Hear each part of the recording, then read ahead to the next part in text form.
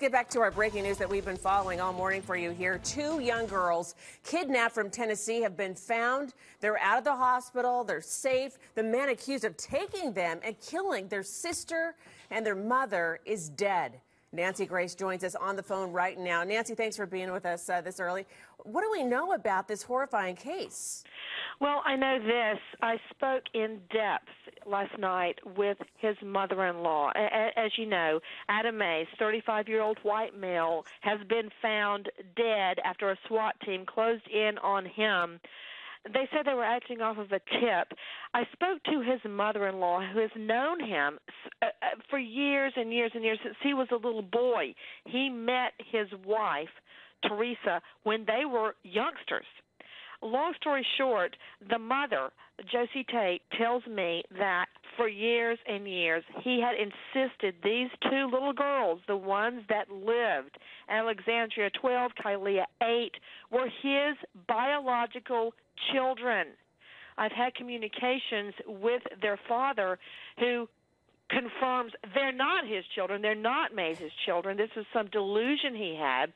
Hence, he killed the mother and the 14-year-old girl, who he did not believe was his, Adrian, and buried them in two shallow graves. And the heinous part, on top of the murders, Natasha, is that he transported these two little girls, just 8 and 12, in the car with the corpse of their mother and sister. And Nancy, it's horrifying to think what these little girls have been through. I mean, 8 and 12 years old, their mom is murdered, their older sister's murdered.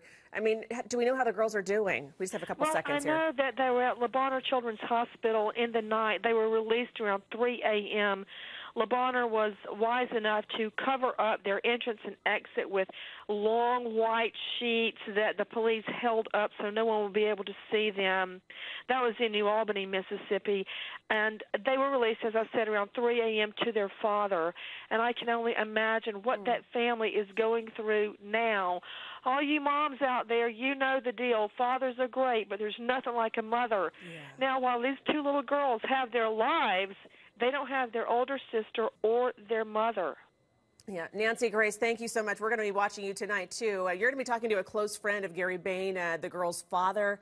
He's been talking with the dad. He can give us some insight as to what he's been going through during all of this. Yeah. And that is praise the Lord, because I was convinced into the evening, until he was found yesterday evening, found dead, that it would end up being a scenario where he shot himself and shot the girls too, and they would find him that way, because he had intimated he would keep them with him whether they were dead or alive. Yeah, thank God it turned out so well, Nancy.